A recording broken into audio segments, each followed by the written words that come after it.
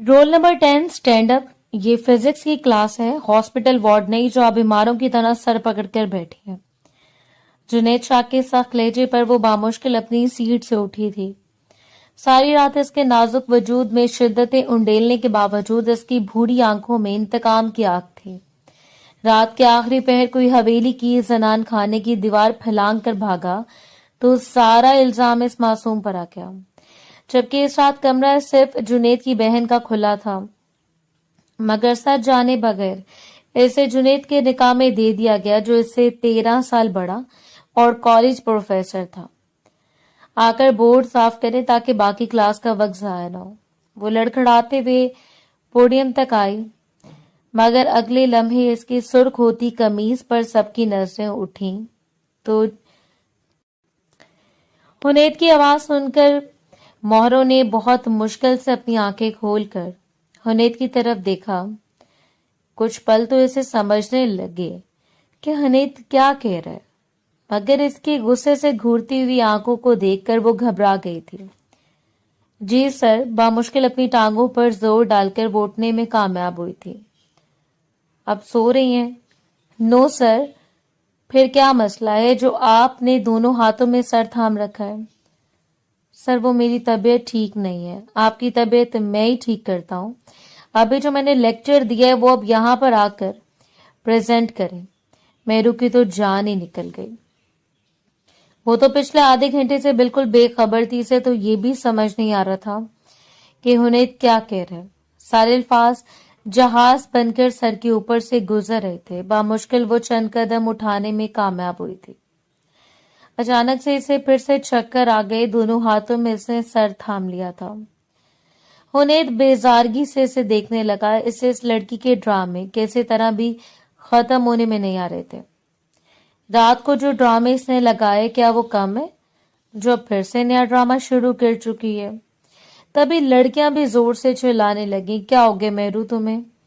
तुम्हारी कमीज पर खून के धब्बे लगे हुए हैं, तुम जख्मी कैसे हुई? लड़कियों की बात सुनकर वो चौंका। क्या हुआ है? जुनैद ने मेहरू के पास आकर देखा तो इसकी कमीज पर जा बजा खून के धब्बे लगे हुए थे। इसका रंग भी जर्द पड़ा हुआ था। रात को सब लोगों ने इस पर अच्छे से हाथ साफ किया था। ताई ने तो अपनी सारी नफरत इसके वजूद में उंडेल दी थी।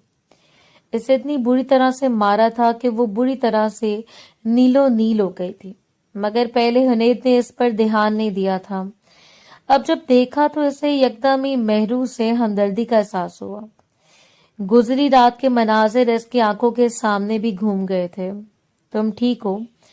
वो तकरीबन पास आकर बोला तो अचानक ही मेहरू झूल कर इसके बाजू में आकर गिर गई थी। इसकी तबीयत ठीक नहीं है, सबसे पहले इसे अस्पताल लेकर जाना होगा। तुम लोग इन सारे फंड्स को नोट करो और कल मैं तुम लोगों से सबसे पहले यही न्यूमेरिकल के बारे में पूछूंगा और फिर नेक्स्ट क्लास बाद में दूंगा। ये कॉलेज जुनैद शाह का था। वो यहाँ का प्रिंसिपल होने के साथ साथ प्रोफेसर भी था। फिजिक्स इसका फेवरेट सब्जेक्ट था। फिजिक्स की क्लासेस वो खुद ही दिया करता था। मेरू को लेकर वो अपने दोस्त के क्लिनिक पर आ गया। मेरू का मुआयना करके वो भी तशवीश ज़दा हो रहा था। क्या हुआ तुम्हारी कजन को? ये तो बहुत जख्मी है, जगह जगह पर खराशें पड़ी हुई हैं और जख्म भी काफी गहरे हैं। इन पर किसी ने हाथ तो नहीं उठाया? जुनैद ने इसे टाल दिया था। डॉक्टर नबील ने भी ज्यादा कुरेदना मुनासिब नहीं समझा। मेहरू अब दवाओं के जेर असर सो रही थी। जुनैद इसके पास बैठा इसके होश में आने का इंतजार कर रहा था। डॉक्टर ने मेहरू को ड्रिप लगा दी थी। ये बहुत कमजोर है, इन्हें खुराक की और आराम करने की जरूरत है और ये मेडिसिन भी आप लेकर आ जाएं, वक्त पर इन्हें मेडिसिन दें। जुनैद ने इसकी सारी बातों को गौर से सुना था। मेडिसिन लाकर वो मेहरू के पास आकर बैठा तो इसके नंबर पर माँ की कॉल आने लगी थी। जी अम्मी कहिए, कैसे फोन किया? जुनैद, गजब खुदा का बेटा, मैं खुद को तुम्हारी मुजरिम महसूस कर रही हूँ। कितना बड़ा जुल्म कर दिया हम लोगों ने तुम्हारे साथ। वो लड़की जिसके साथ हमने जबरदस्ती तुम्हें निकाह के बंधन में बांधा है, वो लड़की घर से भाग गई है। जुनैद इस वक्त अपनी कनपटियों को हाथ से सहला रहा था। इसका अपना सर भी बुरी तरह से दुख रहा था।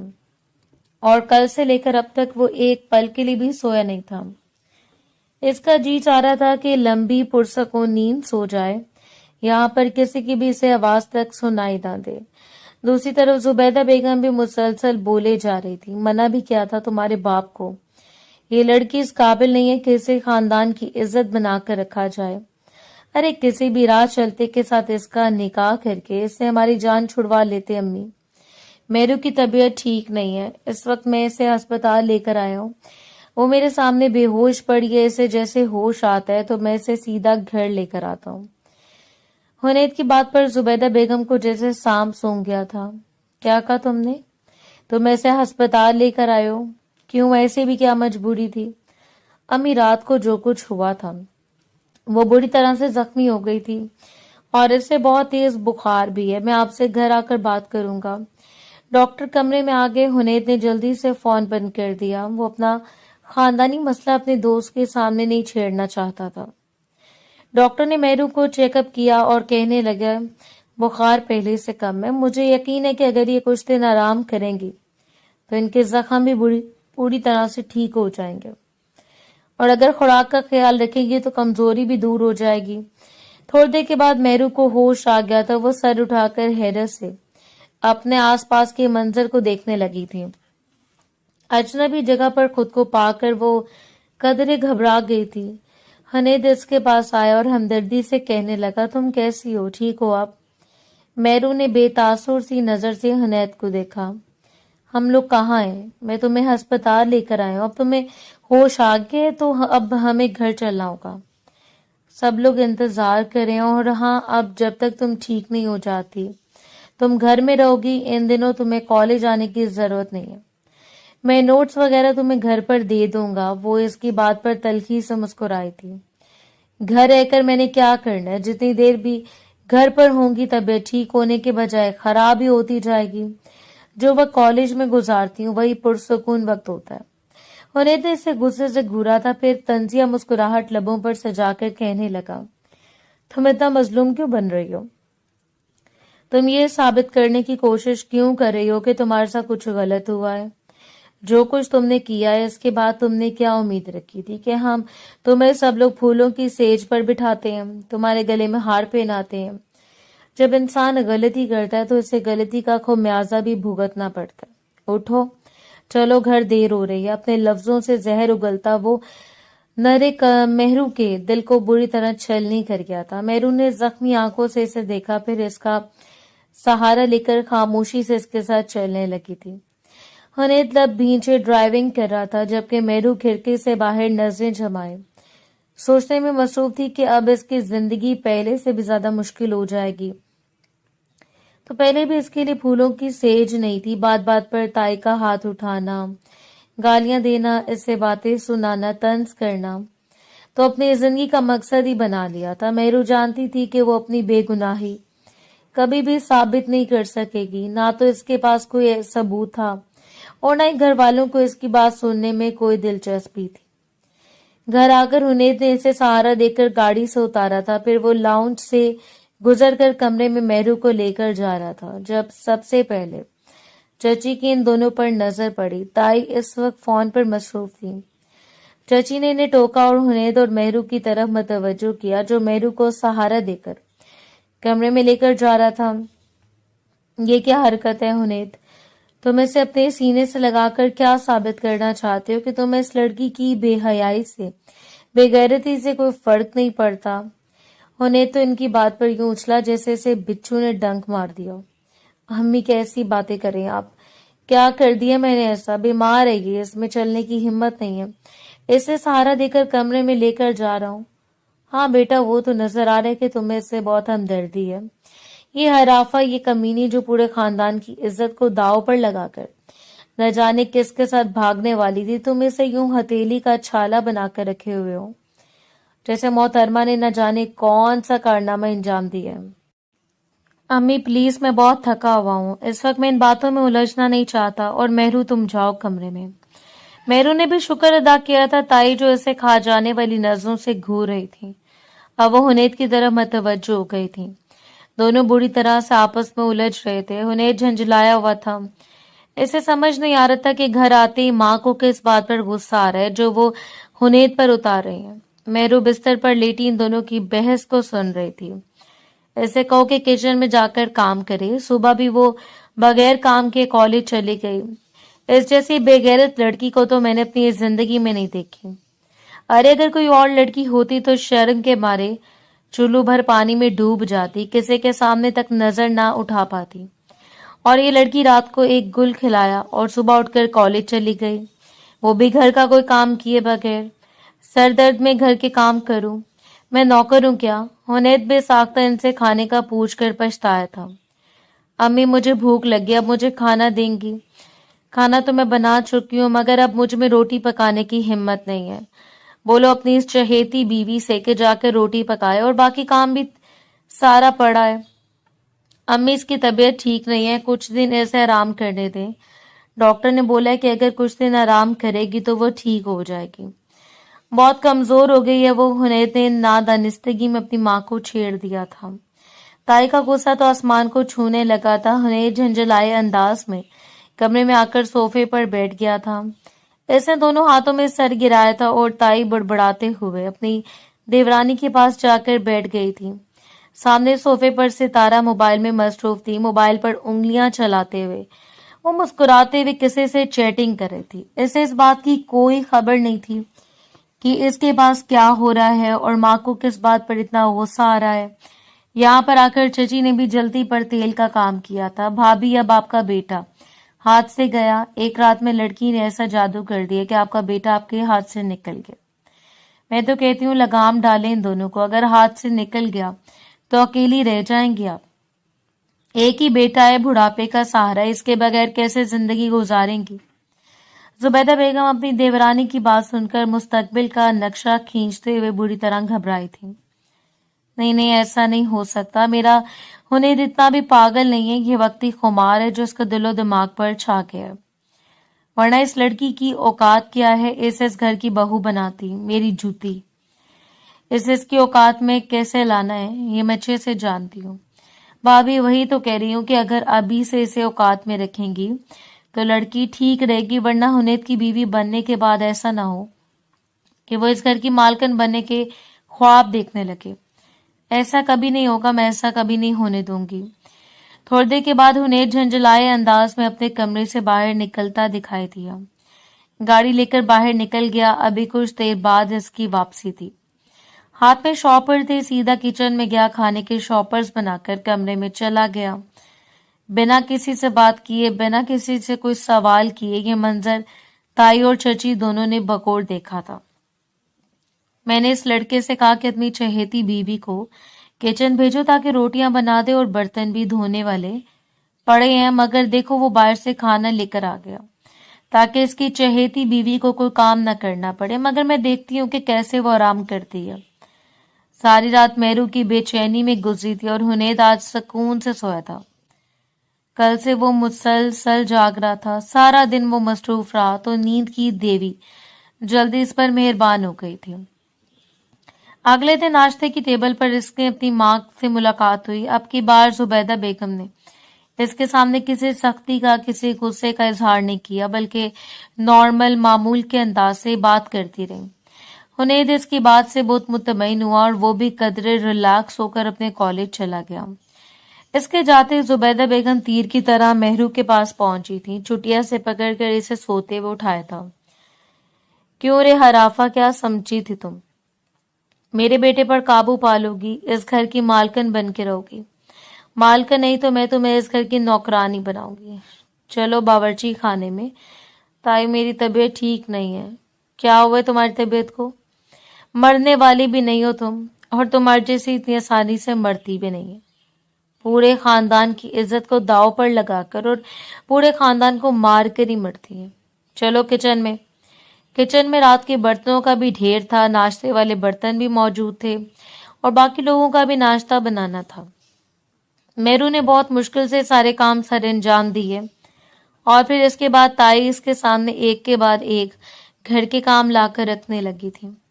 तेरे बहुत मुश्किल से अंजाम देने के बाद जब वो अपनी दादी के कमरे में आई तो इसकी आंखों में आंसू आ गए। वो इनकी गोद में जाकर सरक कर लेट गई थी। आंखों से आंसू बहने लगे थे। अरे तुम आज घर पर हो, कॉलेज नहीं गई?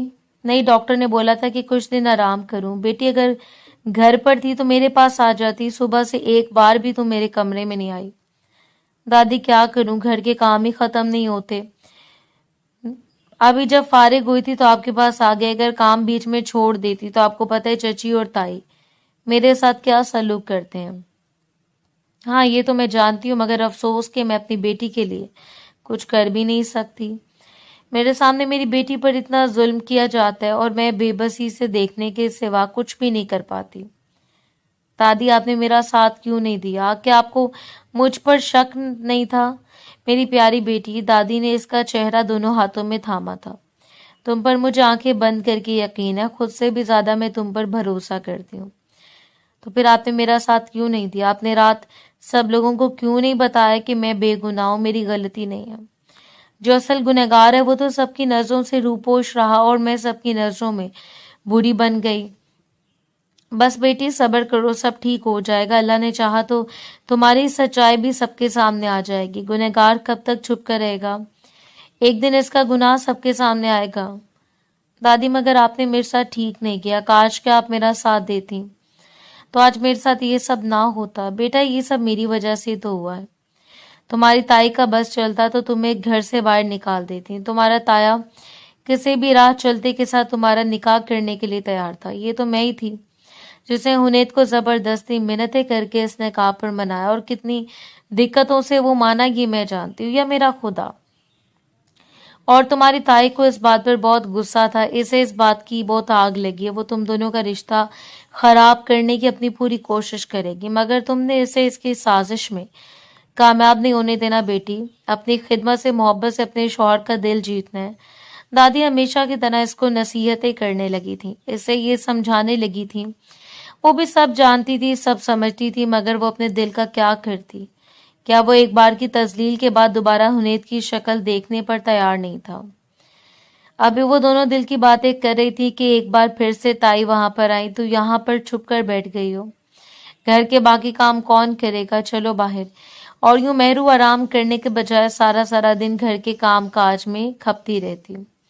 ऐसे देखता तो बेजार सा हो जाता, ये तुम क्या हर वक्त सरजाहिल बनी रहती हो? बाकी लड़कियों को देखो किस तरह सजी रहती हैं, और तुमों के लगता है कितने दिन से मुंह नहीं धोया।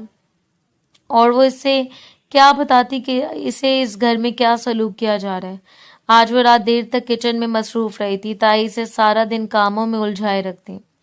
अगर वो नहाने की बात करती तो इसे डांटती कि कैसे तुमने संवर कर दिखाना है, किसे अदाएं दिखानी है, कैसे पागल बनाओगी। अरे इस घर में रहना है तो शरीफों वाले तौर तरीके सीखो, ये तवाइफों वाली अदाएं यहाँ पर नहीं चलेंगी।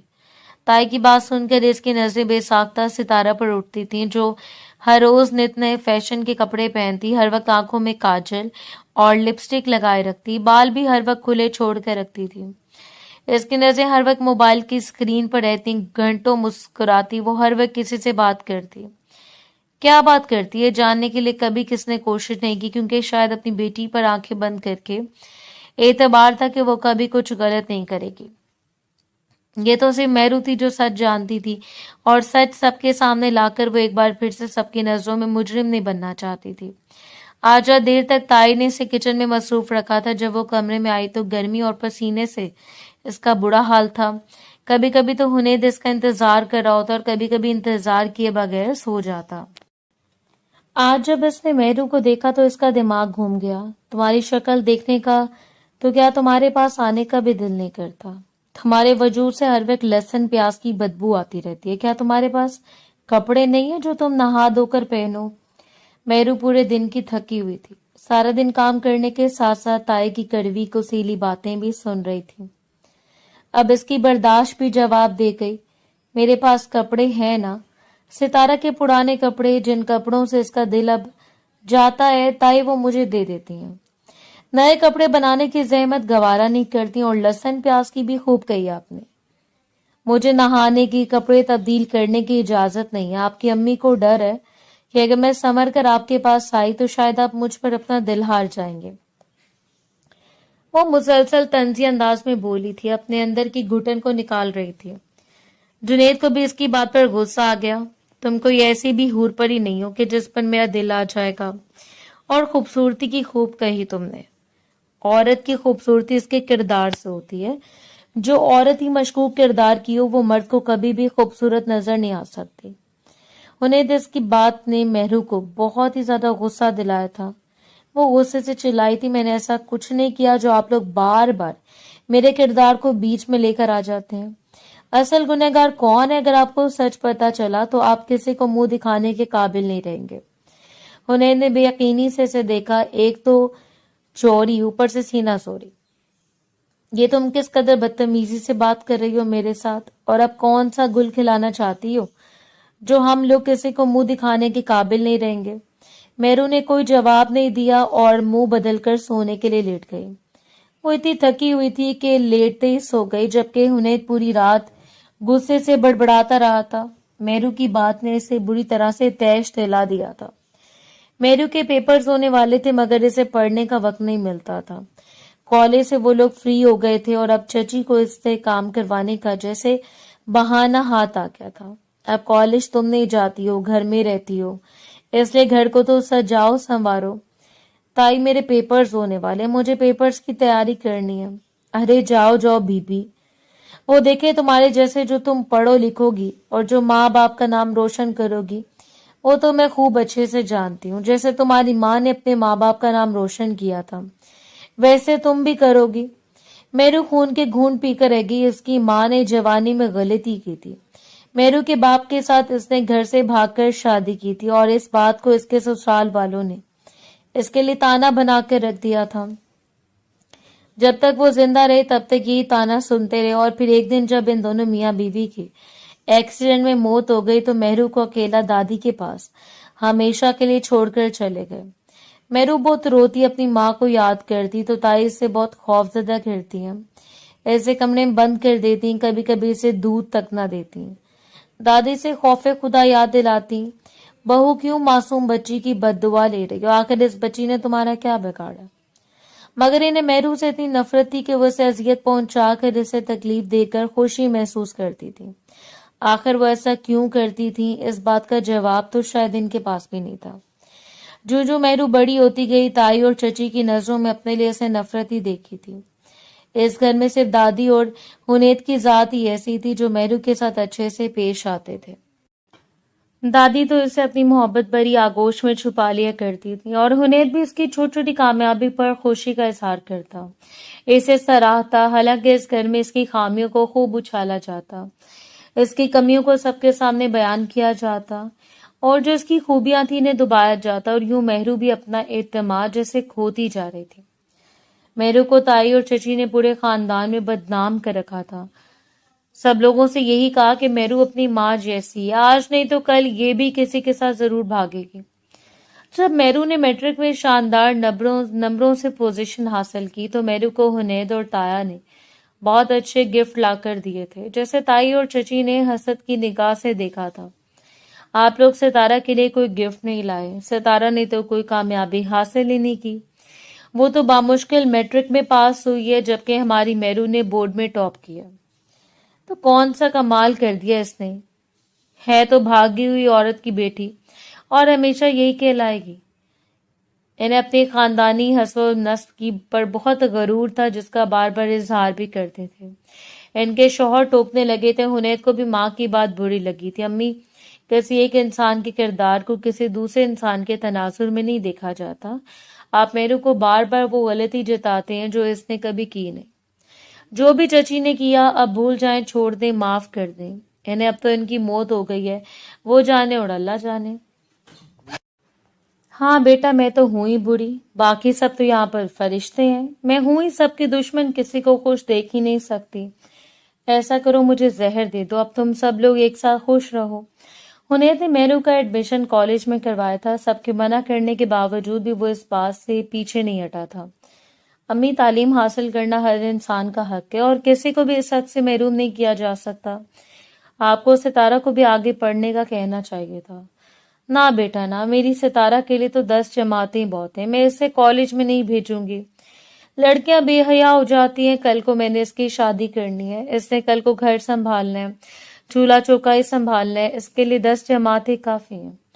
सितारा को भी आगे पढ़ने की ख्वाहिश नहीं रही। ये अलग बात है कि माँ ने इसे बहुत मजबूर किया, इसे बहुत समझाया, मगर सितारा ने माँ की एक ना सुनी। अम्मी, मुझे पढ़ने लिखने का कोई शौक नहीं है, क्या करूंगी? मैं पढ़ लिख कर अपना रंग रूप खराब कर दूंगी। इसको ही पढ़ने दे, मैं देखती हूँ कि कौन सा ये मिनिस्टर लग जाएगी। इस दिन से हुनैद ने मेहरू का दिल जीत लिया। वो भी दिल ही दिल में चाहने लगी थी, इससे मोहब्बत करने लगी थी। मगर कुछ दिन पहले जब सब लोगों ने इस पर इल्जाम लगाया और हुनैद ने भी सबकी बात पर यकीन किया, तो तब वो जो मोहब्बत का भरम था वो बुरी तरह से टूट गया था। हुनैद को तो इसे सुनना चाहिए था, इसे अंदाजा होना चाहिए था कि मेहरू कभी भी ऐसा नहीं कर सकती। सारी जिंदगी वो इन लोगों के सामने रही, क्या वो लोग इसके किरदार के बारे में इतना भी नहीं जानते थे? जैसे तैसे मेहरू ने पेपर्स की तैयारी करना शुरू कर दी। रात को वो किताबें लेकर कमरे में बैठती तो हुनैद इसे टोकने लगता। प्लीज मेहरू, मुझे सोने दो, सारा दिन का थका हुआ हूँ, और तुम ये लाइट ऑन करके बैठ गई हो, कहीं और जाके पढ़ लो। मेहरू कुछ कहे बगैर किसी बहस की किताबें उठाकर बैठक में आ गई। पंखे, एसी वगैरह बंद थे, इसलिए कमरे में होने वाली हल्की सी आवाज भी सुनी जा सकती थी। वो इस वक्त सितारा के कमरे के पास से गुजरी जब अंदर से आवाजें सुनाई देने लगी। वो चौंकी, घड़ी की तरफ देखा तो जो रात के 2 बजा रही थी। सितारा इस वक्त किससे बात कर रही है? दरवाजा खोल के कमरे में आई। इसको शक था कि सितारा इस लड़के से बात कर रही होगी जिसके साथ इसने मेहरू को बदनाम किया था। वो तो सोच रही थी कि सितारा इन सारे कामों से तौबा कर चुकी होगी। मोहलिक अंजाम देखकर इसने ये गुनाह वाला काम छोड़ दिया होगा, मगर वो शायद अभी तक इन कामों में मशगूल थी। जब इसने दरवाजा खोला तो सितारा घबरा गई, मोबाइल बंद करके सोती बन गई। मगर इसने लाइट ऑन की। सितारा ने मेहरू को देखकर गुस्से से घूरा था। तुम इस वक्त यहाँ पर क्या कर रही हो? ये बताओ, मैं तुमसे पूछना चाहती हूँ कि आधी रात को तुम क्या कर रही हो? किसके साथ बात कर रही हो? मैं जिसके साथ भी बात करूं, तुम होती कौन हो मुझसे ये बात पूछने वाली? मेहरू तकती की तकती रह गई। तुम जानती हो सितारा, तुम्हारे ऊपर घर वाले कितना एतबार करते हैं। तुम्हारे भाई, तुम्हारी अम्मी, सब लोगों को आंखें बंद करके तुम पर एतबार है। अगर सब लोगों को पता चला कि तुम क्या गुल खिला रही हो तो इनका एतबार टूट जाएगा और फिर वो तुम्हारे साथ बहुत बुरे तरीके से पेश आएंगे। तुम इस हवेली के उसूल जानती तो। अरे जाओ, बीबी बनने की जरूरत नहीं है। ये खूब कही तुमने। तुम मेरे घर वालों को क्या बताओगी और तुम्हारी बात पर यकीन कौन करेगा? मेहरू चुप के चुप रह गई। जो भी है सितारा, मगर मैं तुम्हें इस तरह की सबकी इज्जत का तमाशा बनाने की इजाजत नहीं दे सकती। अरे तुमसे इजाजत मांग कौन रहा है? मेरा दिल चाहेगा मैं करूंगी। तुम मत भूलो मेहरू कि मैंने तुम्हारे साथ पहले क्या किया था। अगर दोबारा तुम मेरे मामले में पड़ी तो मैं सारी बात तुम्हारे ऊपर डाल दूंगी, सारे इल्जाम तुम्हें दे दूंगी। फिर क्या कर लोगी तुम? किससे अपनी बेगुनाही का सबूत मांगोगी? सब लोग तुमसे कितनी नफरत करते हैं, भाई तुमसे कितने बेजार हैं, ये बात तुम्हारे सामने है। मेरे हाथ से तुम्हें मजीद किसी खुशफहमी में नहीं पड़ना चाहिए। बिना सर्द मेरी के से देखते हुए वो वापस आ गई थी और फिर किताबें लेकर अपने कमरे में आ गई। कुछ दिन गुजरे तो इसके पेपर्स मुकम्मल हो गए। जितनी इसने तैयारी की थी पेपर्स इसके मुकाबले में, वो समझती थी ठीक है, अच्छे नंबरों से पास हो जाएगी। गो कि इसकी ख्वाहिश थी कि वो अपनी पोजीशन को बरकरार रखे, इस बार भी बोर्ड में टॉप करे। मगर जो कुछ इसके साथ हुआ था वो अपनी पढ़ाई पर इस तरह से फोकस नहीं कर पाई थी। इस बार वो से पास हो जाती तो ये भी बहुत बड़ी बात थी। पेपर्स की बात तो ताई ने इसे घर में गिन शक्कर बनाकर रख दिया। पूरी हवेली की तफसीली सफाई करवाई। मुलाजमा को साथ मिलाकर इसने हवेली का एक एक कोना चमका दिया था। एक दिन ताई से कहने लगी, कल मेरी सितारा को कुछ लोग देखने के लिए आ रहे हैं, आज से तैयारी शुरू करना कर दो। कीमे के कबाब, रोल, समोसे वगैरह से आज ही बनाकर फ्रीज कर दो, कल किसी किस्म की कमी नहीं होनी चाहिए। वो लोग खाना भी यहीं पे खाएंगे और चाय भी यहीं पे पियेंगे। इन लोगों पर हमारा अच्छा असर पड़ना चाहिए। मेहरू ने इनकी सारी हदायत को सुना और खामोशी से पलट गई ताकि इनकी हिदायत पर अमल भी कर सके। चची इनके पास आकर बैठ गई। कौन है वो लोग? मेरे मायके से ताल्लुक रखते हैं, मेरे भाई के साले हैं। वो मेरे भांजे की शादी पर इन्होंने सितारा को देखा था और इसे देखते पसंद कर लिया। پہلے تو میں ٹالتی رہی، انہیں آنے سے منع کیا، مگر اب میں نے سوچا کہ یہی عمر ہے شادی کی، جتنا جلدی ستارہ اپنے گھر کی ہو جائے اتنا ہی اچھا ہے۔ میں بھی سرخرو ہو سکوں گی، یہ تو آپ نے صحیح کہا بھابھی، لڑکیاں جتنی جلدی اپنے گھر کی ہو جائیں صحیح رہتا ہے۔ مجھے تو اس بات کا دکھ ہے کہ کاش میرا کوئی بیٹا ہوتا، میں ستارہ کو حویلی میں رکھتی، اسے اپنی بہو بناتی، مگر اللہ نے مجھے بیٹے کیا بیٹی کی نعمت سے بھی محروم رکھا۔ یہ اولاد کی خوشی بھی انسان کے لیے کتنی بڑی ہوتی ہے، کاش کہ اللہ مجھے بھی خوشی دیتا۔ ارے تم اس بات پر اتنا پریشان کیوں ہو رہی ہو؟ میرے بچے بھی تو تمہارے بچے، میں نے کبھی تمہیں الگ نہیں سمجھا۔ دونوں دیورانی جیٹھانی میں بلا کا پیار تھا، دونوں کی فطرت اور عادات بالکل ایک جیسی تھی، اور دونوں اکثر ایک دوسرے کی ہمت بناتی تھیں اور ایک دوسرے کو تسلی دے سکتی تھیں۔ اگلے دن ستارہ کو دیکھنے کے لیے وہ لوگ آ گئے تھے، تائی میرو کی بنائی ہوئی ہر چیز ان کے سامنے ستارہ کا نام لگا کر پیش کر رہی تھی۔ یہ ہماری ستارہ نے بنایا، یہ کباب اور یہ چکن رول، یہ سب ستارہ نے خاص طور پر آپ کے لیے بنایا۔ وہ خاتون تو اس گھر کی آرائش و زیبائش اور رکھ رکھاؤ دیکھ کر ہی متاثر ہو رہی تھی۔ آپ نے حویلی کو بہت اچھی طرح سے سجا رکھے، ہر طرف صفائی اور نفاست نظر آ رہی، اور یہ سب چیزیں بھی بہت مزے کی بنی ہیں۔ جی بہن، یہ سب میری ستارہ کا کارنامہ ہے، وہی سارا دن حویلی کو سجاتی سنوارتی رہتی ہے۔ میں اسے منع بھی کرتی ہوں کہ تھک جاؤ گی، اتنا کام مت کیا کرو، آخر ملازم کس لیے ہیں، مگر وہ تو یہ بات مانتی نہیں، کہتی ہے جب تک کام نہ کروں مجھے سکون نہیں آتا۔ صفائی تو وہ کسی اور کے ہاتھ کی پسند کرتی نہیں۔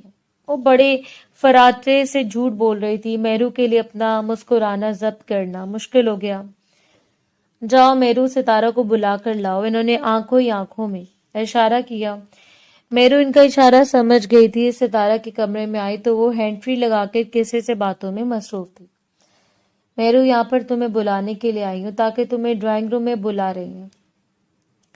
کچھ مہمان آئے ہیں۔ مہمان؟ تو ان کے ساتھ میرا کیا کام؟ تمہیں دیکھنے کے لیے وہ لوگ آئے ہیں، تائی نے کہا تھا کہ تم تیار ہو کر وہاں پر آنا۔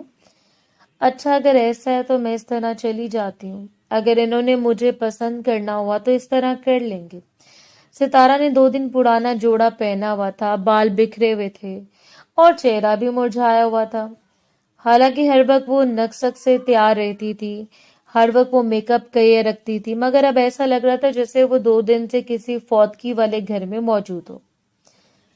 ستارہ، تم اس حلیے میں ان کے سامنے آؤ گی، تائی تم پر غصہ کریں گی۔ دیکھو میرو، تمہیں میں کتنی بار کہہ چکی ہوں کہ میرے معاملے میں مت بولو، مگر تم اتنی ڈھیٹ ہو کہ تم پر اثر ہی نہیں ہوتا۔ اتنا سب کچھ ہونے کے باوجود بھی ابھی تک تم سنبھلی نہیں۔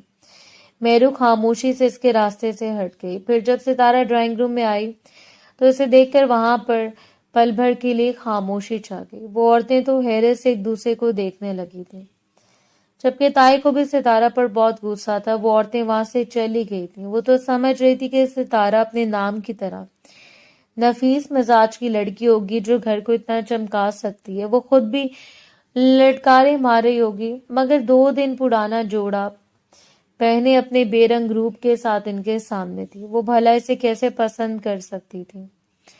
ان کے جانے کے بعد تائی نے اسے آڑے ہاتھوں لیا۔ یہ کیا حرکت تھی ستارہ؟ تمہیں تیار ہو کر یہاں پر آنا چاہیے تھا۔ کیوں امی، تیار ہو کر کیوں آتی میں؟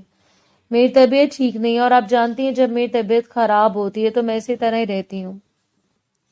تو کیا میرو نے تمہیں بتایا نہیں کہ یہ لوگ تمہیں دیکھنے کے لیے آئے ہیں؟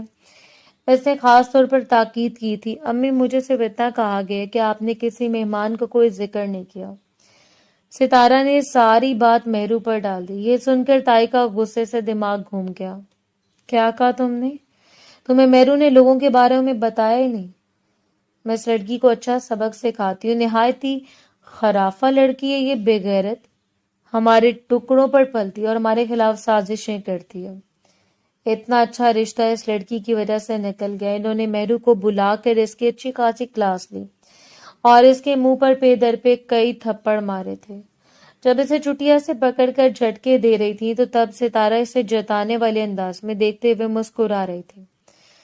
میرو نے اسے انتہائی نفرت سے دیکھا تھا۔ ستارہ، تم دوسروں پر اتنا ظلم کرو جتنا خود سہنے کی ہمت رکھتی ہو، تو کچھ تم میرے ساتھ کر رہی ہو کل کو تمہارے سامنے پیش آ سکتا ہے۔ ستارہ کی بات پر ایک بار تو مہرو کا دل زور سے دھڑکا تھا، وہ بری طرح سہمی تھی، مگر پھر اس نے جلدی اپنے تاثرات پر قابو پا لیا۔ ویسے بھی وہ فطری طور پر اپنی ماں جیسی تھی۔ مہرو سے نفرت اسے وراثت میں ملی تھی۔ کبھی کبھی وہ اس لڑکی کے لیے اچھا نہیں سوچ سکتی تھی۔ کافی سارے دن بیت گئے، اب مہرو ان کے معاملے میں محتاط ہو گئی تھی، گو کہ ابھی بھی اس کا دھیان ستارہ پر رہتا تھا۔ اسے اندازہ تھا کہ وہ بھی اس لڑکے کے ساتھ فون پر تعلق میں موجود ہے۔ اس کے ساتھ نہ جانے کہاں تک یہ لڑکی چلی گئی ہوگی، اکثر سوچتی تو وہ خوفزدہ ہو جاتی۔ اسے ستارہ کی بہادری سے بہت ڈر لگتا تھا۔ جو بھی تھا، اسے اپنی حویلی کی عزت بہت پیاری تھی۔ وہ سوچتی تھی کہ اگر ستارہ نے کوئی غلط قدم اٹھا لیا تو نہ جانے کیا ہو جائے گا۔ جو بھی رشتہ آتا، ستارہ کوئی نہ کوئی بہانہ بنا کر انکار کر دیتی۔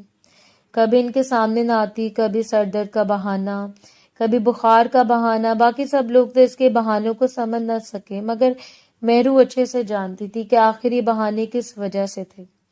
اس دن مہرو کی طبیعت خراب تھی، کتنے دنوں سے اسے چکر آ رہے تھے، بار بار الٹی ہو جاتی۔ ابھی بھی اس کا دل بہت ہی زیادہ گھبرا رہا تھا۔ وہ کمرے سے نکل کر باہر آئی تاکہ اپنے لیے کچن سے دوا لے سکے، مگر ہال کا دروازہ کھلا دیکھ کر وہ حیران رہ گئی۔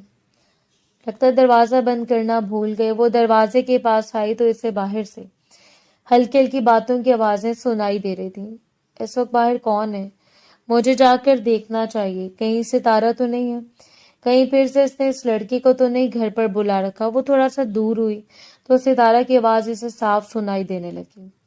وہ دونوں سائیکو دنیا سے بے خبر ایک دوسرے میں کھوئے ہوئے تھے۔ آج میں اسے نہیں چھوڑوں گی، آج میں سب لوگوں کو بتاؤں گی کہ یہ لڑکی اصل میں کیسی ہے۔ پچھلی بار بھی اس نے مجھ پر الزام لگایا، سب لوگوں کے سامنے مجھے غلط قرار دیا، مگر آج میں اس کا بھانڈا سب کے سامنے پھوڑوں گی۔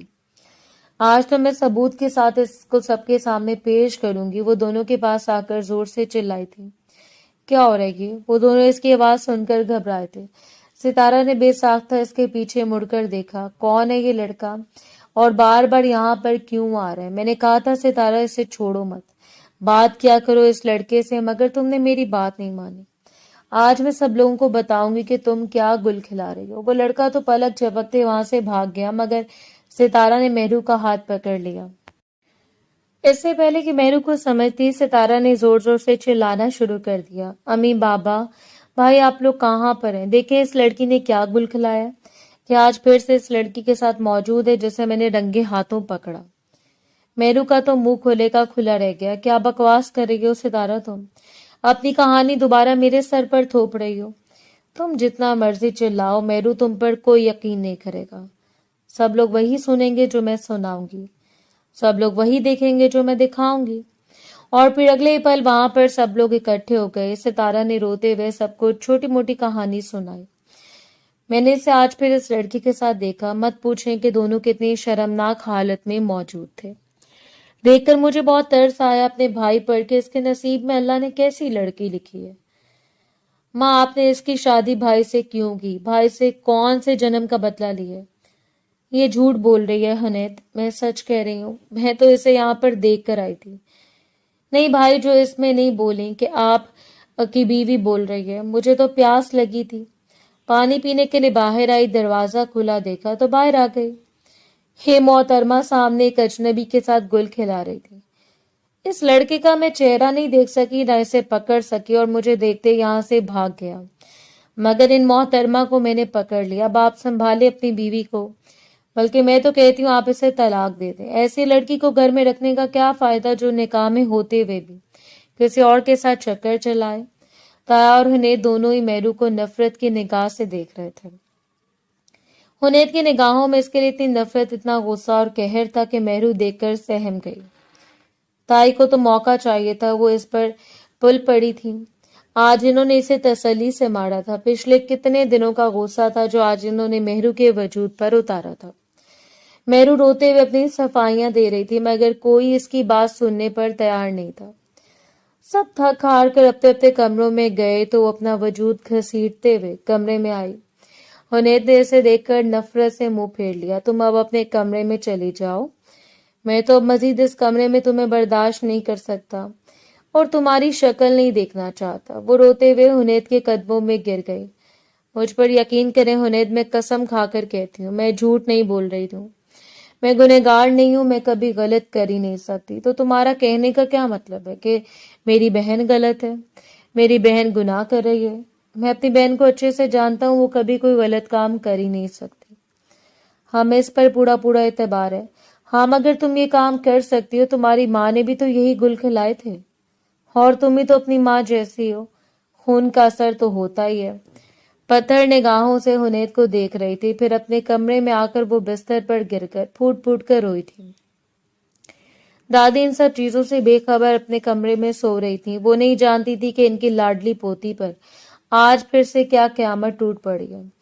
اسے اس بات کا اطمینان تھا کہ حنید نے سب کی باتوں میں آ کر ایسے ایک دم سے کوئی فیصلہ نہیں سنایا، اسے طلاق نہیں دی، تبھی وہ اس کا غصہ اترنے کے خیال سے دوسرے کمرے میں آ کر رہنے لگی تھی جہاں پر پہلے رہتی تھی۔ وہ سمجھتی تھی کہ اگر وہ حنید کے سامنے رہی تو غصے میں آ کر وہ کہیں غلط قدم نہ اٹھا لے۔ آج اسے اپنی بے وقوفی پر بھی بہت پچھتاوا آ رہا تھا۔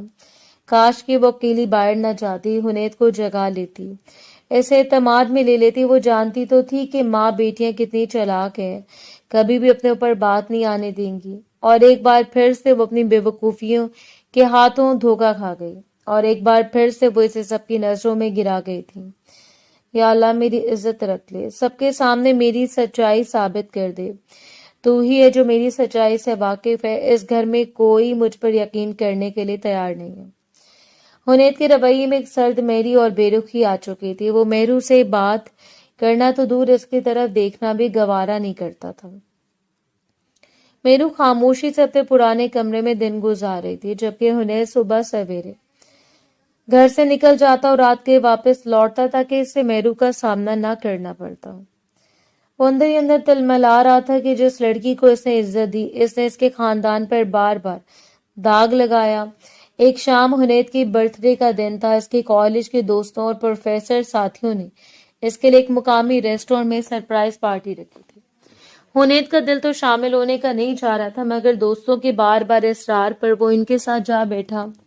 سب دوست اسے مبارکباد دے رہے تھے، ماحول میں کہہ کے گونج رہے تھے، لیکن حنید اندر سے بالکل ویران اور گمسم تھا۔ تبھی ریسٹورینٹ کے دروازے سے ایک شخص اندر داخل ہوا۔ وہ حنید کا وہی پرانا دوست تھا جس سے کچھ عرصہ پہلے حنید کے شدید اختلافات ہو چکے تھے، اور حنید نے اسے اپنے پرسنل آفس سے ذلیل کر کے نکال دیا تھا۔ اسے دیکھتے ہی حنید کا موڈ بھی مزید خراب ہو گیا۔ وہ شخص سیدھا حنید کی ٹیبل کی طرف آیا۔ حنید نے بیزارگی سے اس کی طرف دیکھا اور سخت لہجے میں کہا، تم یہاں کیا کر رہے ہو؟ میں تم سے کوئی رابطہ نہیں رکھنا چاہتا، نہ مجھے تم سے کوئی بات کرنی ہے، تم میری نظروں سے دور ہو جاؤ۔ اس پرانے دوست نے ہنس کر ایک کرسی کھینچی اور بیٹھتے ہوئے سکون سے بولا، حنید شاہ اتنے غصے میں کیوں؟ یہاں تم سے معافی مانگنے نہیں آیا، بلکہ تمہیں ایک ایسی سچائی بتانے آیا ہوں جو تمہارا جاننا بہت ضروری ہے۔ حنید نے تلخی سے کہا، مجھے تم سے کچھ نہیں سننا۔ اس شخص نے مسکرا کر سب دوستوں کی طرف دیکھا اور حنید سے مخاطب ہوا، تمہیں یاد ہے تم نے مجھے اپنے آفس سے کیوں نکالا تھا؟ کیونکہ تمہیں لگتا تھا کہ میں نے تمہاری سیکرٹری پر بری نظر ڈالی اور تم نے مجھے بدتمیز، بد کردار، بدکماش کہہ کر دھکے دے کر نکال دیا تھا۔ اس وقت میں نے تم سے کیا کہا تھا کہ میں نے کہا تھا یہ تمہاری بہن نہیں تھی جو ہم نے غصے میں آ کر برسوں پرانی دوستی کو توڑ دیا، لیکن تم نے غصے میں مجھے کیا کہا تھا کہ تم جیسے انسان کی اتنی اوقات نہیں کہ تم میری بہن یا میرے خاندان تک پہنچ سکو، یاد ہے نا؟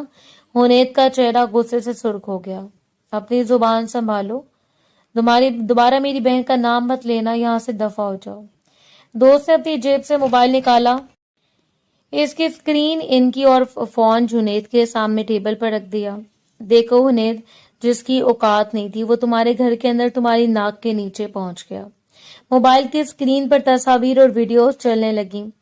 حنید کے ہوش اڑ گئے۔ ویڈیوز میں صاف نظر آ رہا تھا کہ وہ شخص حنید کی حویلی کے پچھلے حصے اور لاؤنج میں ستارہ کے ساتھ بیٹھا ہنس ہنس کر باتیں کر رہا تھا، فلرٹ کر رہا تھا، اور دونوں ایک دوسرے سے گھل مل رہے تھے۔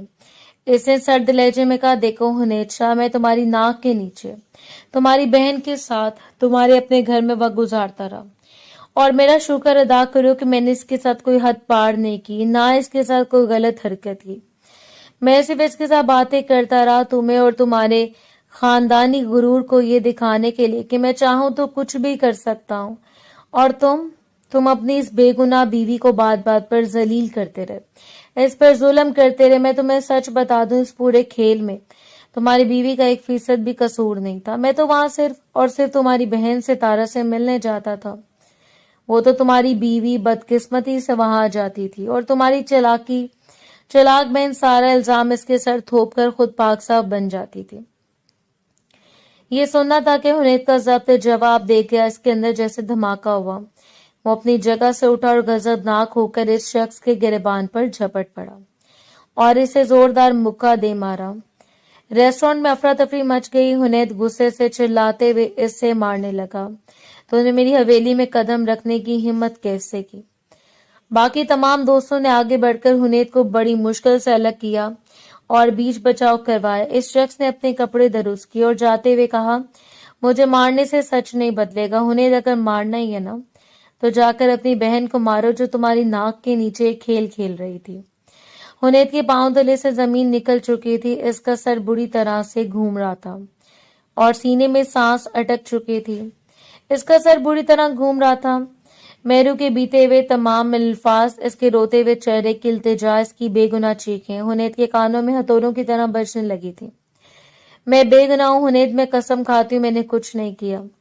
حنیت نے گاڑی کی چابی اٹھائی اور دیوانہ وار گاڑی چلاتے ہوئے گھر کی طرف بھاگا۔ اس کے ذہن میں صرف اور صرف مہرو کا معصوم چہرہ اور اپنے کیے گئے ظلم کا احساس گھوم رہا تھا۔ گھر پہنچتے اس نے زور سے لاؤنج کا دروازہ کھولا۔ تائی اور زبیدہ بیگم لاؤنج میں بیٹھی تھی۔ حنیت کی ایسی بگڑی حالت دیکھ کر زبیدہ بیگم گھبرا کر اٹھی۔ حنیت، کیا ہوا بیٹا، تم اس طرح کیوں ہو رہے ہو؟ حنیت نے چیختے ہوئے کہا، ستارہ کہاں ہے، بلائیں اسے باہر۔ تائی نے حیرت سے کہا، کیا ہو گیا تمہیں، کیوں چلا رہے ہو ستارہ پر؟ حنیت نے اپنا موبائل نکالا جس میں اس کے دوست نے وہ ویڈیو اور تصاویر ٹرانسفر کر دی تھی۔ یہ دیکھیں اپنی لاڈلی پارسا اور حیادار بیٹی کو، جس کی شرافت کے ہم لوگ قصیدے پڑھتے نہیں تھکتے تھے۔ یہ وہ لڑکی ہے جو غیر مردوں کو گھر میں بلا کر ان کے ساتھ گل کھلاتی تھی، اور ہم لوگوں نے اس شام کی باتوں میں آ کر اس معصوم مہرو پر ظلم ڈھا دیے، اس پر ہاتھ اٹھائے، اس کا جینا حرام کر دیا۔ زبیدہ بیگم نے جب موبائل پر ویڈیوز دیکھی تو ان کے چہروں کا رنگ فک ہو گیا۔ زبیدہ بیگم کے ہاتھوں سے موبائل چھوٹنے لگا، وہ صدمے سے صوفے پر گر گئیں۔ ستارہ جو اپنے کمرے سے باہر آ رہی تھی، حنیت کی آواز اور سامنے چلتی ہوئی ویڈیو دیکھ کر خوف سے کانپنے لگی۔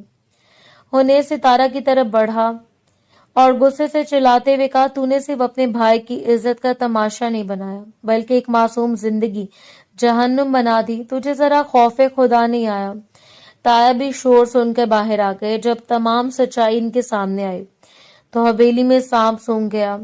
تائی نے سخت فیصلہ لیتے ہوئے اسی وقت اعلان کیا کہ ستارہ کی شادی خاندان کے ایک دور کے سیدھے سادے لڑکے سے فوراً کر دی جائے گی، جو غریب تو ہے، ساتھ ستارہ کو زیادہ سہولیات دے سکے، مگر وہ ستارہ کو عزت ضرور دے گا، وہ عزت جس کی وہ حقدار نہیں ہے۔